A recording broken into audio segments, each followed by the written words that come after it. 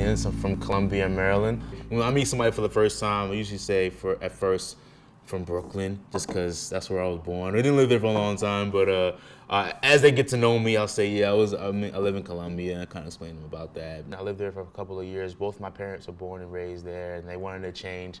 I always give them grief for that, just because I was like, man, why couldn't you let me stay? But I don't really remember my life in Brooklyn at all. I always remember being in Maryland at all times. So Columbia was a planned community, but this guy named James Rouse, about I think it's '67, he had the idea of creating this kind of uniform place where all people from all different backgrounds could come and live together.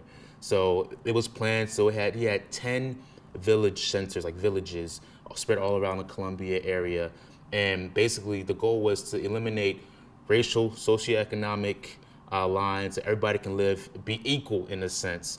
And the idea was pretty cool. I wish I could have seen it when it was first created, because unfortunately now there is division amongst Columbia. There are some places that are more well off than others. I mean, as a whole, Howard County and Columbia is a pretty affluent part of Maryland. But in Columbia in itself, you can see there's some sort of divisions along racial, socioeconomic lines as well. It's a quiet area. It can be at times. Has a very good school system. I'm proud to say that I went there. I've met people who are very open-minded, very happy, very content individuals. So I think I've drawn to have a very strong connection with the individuals there, and obviously my family is there too. That's huge. I mean, I'm the oldest of four, so yeah, I have a big connection with a lot of the people in some of the places there too. So, but I have some family in France and I have some family in Canada, and those are French-speaking countries, obviously. And I wanted to be able to converse with them, and I don't know, something about French was always appealing to me.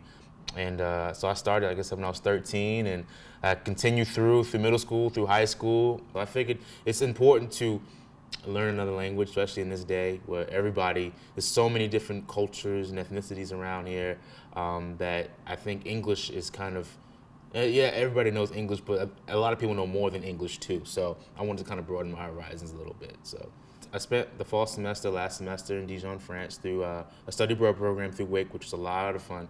I had so much fun. I mean, I miss it so much now. I mean, when I was there, I was like, oh my gosh, this is dragging along. The French are so mean to me. They're so rude. Oh my gosh, I can't take this anymore. But now looking back, I miss it so much. That's because the way of life over there is so much different than here. In terms of they appreciate life a lot more, things are a lot more slow, and things of that nature. I'm not as well traveled as I wish as I should be, but I figure as life progresses and I have more time, I'll be able to make more adjustments.